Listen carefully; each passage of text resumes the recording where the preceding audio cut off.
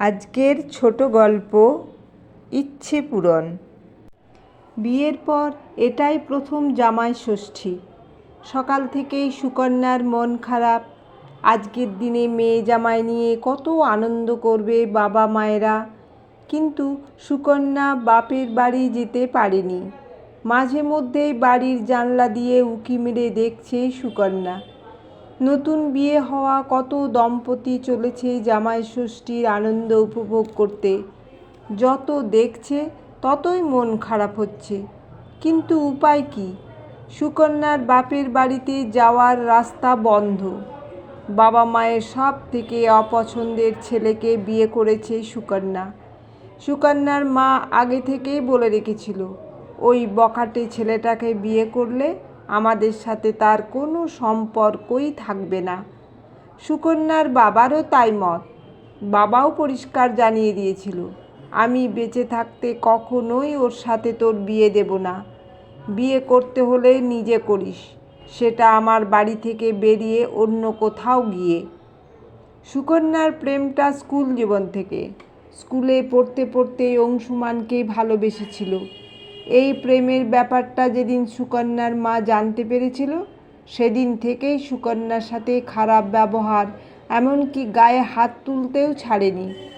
শুধু তাই নয়, অংশুমানদের বাড়িতে গিয়ে অংশুমানের বাবা অনন্তবাবুকে বেশ কিছু অপমানজনক কথা শুনিয়ে বলেছিলেন, বড়লোকের মেয়ে দেখে টাকা পয়সার লোভ সামলাতে পারেননি দেখছি।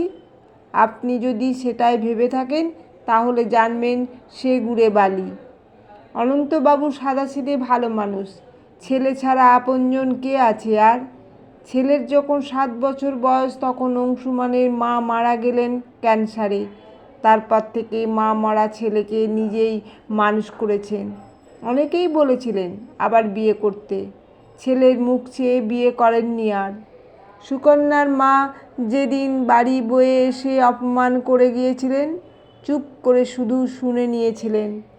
কোনো রকম কথাবার্তা বাড়িয়ে তর্কে জড়াননি।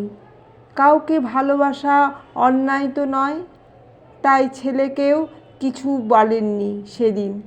তবে বিয়ের আগেই সুকন্যা অনেকবারই অংশুমানদের বাড়িতে এসেছে। সুকন্যা বাড়িতে এলে অনন্তবাবু বলতেন, তুই বাড়িতে আসলে জানিস মা ঘরটা কেমন আলোয় ভরে যায়।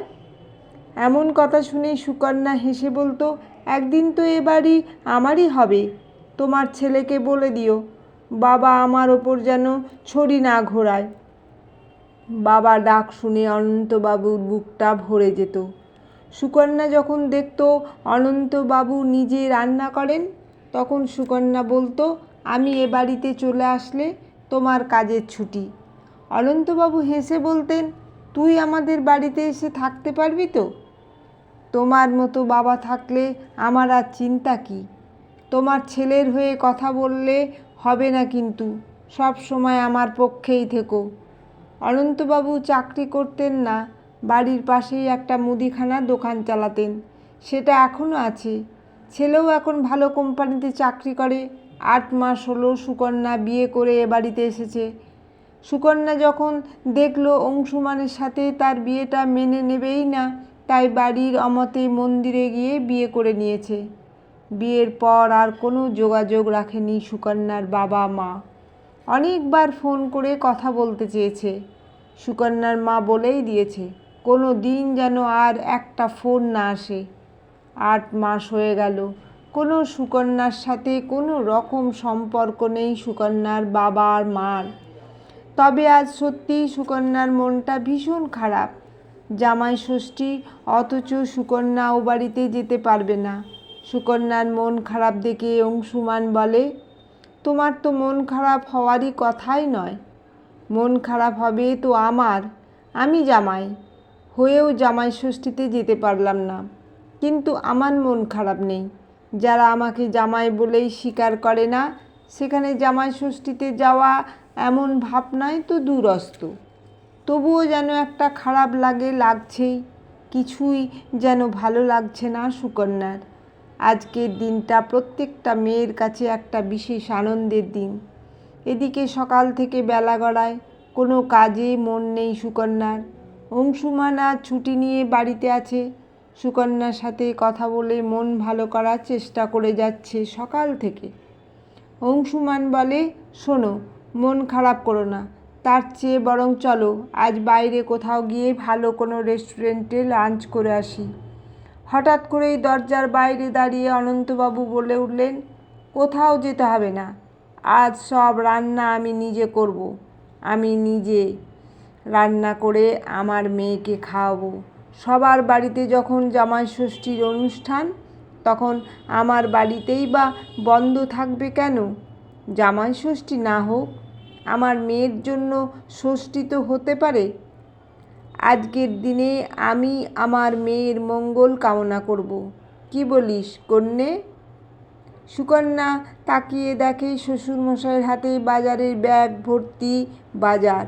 তার পছন্দের সব খাবার জিনিসগুলোই নিয়ে এসেছেন শ্বশুরমশাই। সুকন্যা পোলাও খেতে ভালোবাসে, সেই সঙ্গে হবে চিংড়ির মালাইকারি। হাঁ করে মুখের দিকে অবাক হয়ে তাকিয়ে থাকতে দেখে শ্বশুরমশাই মানে অনন্তবাবু বলেন, তুই কি ভাবিস বলতো? তোর বুড়ো বাপটা তোর মনের কথা বুঝতে পারে না? আমিও বুঝি রে মা, মেয়ে কষ্ট পেলে বাবা বুঝতে পারবেই। সকালেই যখন দেখলাম তোর মনটা ভালো নেই, তখনই আমি ঠিক করেছি আমি ষষ্ঠী পালন করব আমার বাড়িতে। মেয়ে মন খারাপ করে বসে থাকবে, আমি বাবা হয়ে বসে বসে দেখব? এটা কখনো হয়? বাড়িতে মেয়ে থাকলে তবেই তো জামাই ষষ্ঠী হয়। আমার মেয়ের কল্যাণের জন্য আমি সব কিছু পারি। নে ধর, ব্যাগটা খুলে দেখ তো শাড়িটা তোর পছন্দ হলো কি না। সুকন্যা অবাক হয়ে বলে, শাড়ি? বাবা, তুমি আমার জন্য শাড়িও এনেছো? হ্যাঁ রে মা, ছেলের বউ আর মেয়ের মধ্যে তফাৎ তো কিছু নেই। তুই আসার পর থেকেই তো এই বাড়িটা নতুন করে সেজেছে। তোর শাশুড়ির খুব শখ ছিল তার যেন একটা মেয়ে থাকে। আমাকে বল তো, যতই ছেলে থাক, বাড়িতে একটা মেয়ে না থাকলে সেটা বাড়ি বলেই মনে হয় না। মেয়ে হলো বাড়ির সৌন্দর্য। অংশুর বিয়েটা তাড়াতাড়ি দিয়ে একটা মেয়ে নিয়ে আসবো। ভগবান তো তাকেই অনেক আগে নিয়ে গেছেন, কিন্তু তার ইচ্ছেটা আমি কিছুটা হলেও পূরণ করি আজ। সুকন্যা ব্যাগ থেকে শাড়িটা বের করে নিয়ে গায়ে জড়িয়ে নিয়ে বলে, খুব সুন্দর তো শাড়িটা, দেখো তো বাবা কেমন লাগছে। এক মুখ হাসি নিয়ে অনন্তবাবু বলেন, আমার মেয়েকে কি খারাপ লাগতে পারে? সুকন্যা কাছে গিয়ে জড়িয়ে ধরে বলে, তোমার মতো করে কেউ আমাকে ভালোবাসতে পারবে না। তোমাকেও খুব ভালোবাসি বাবা, তুমি আমাকে সবটুকু দিয়ে ভরিয়ে দিলে আজ। ভালোবেসে এভাবেই তোমার বুকে আগলে রেখো।